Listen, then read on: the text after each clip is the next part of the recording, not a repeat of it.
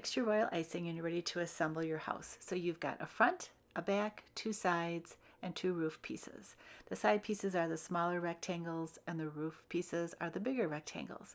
So you're going to just pipe a ribbon of royal icing down the edges of the front and a side about the width of a squirt of toothpaste and press those edges together. The edges have been trimmed so that the house should stand up very easily and not be wobbly.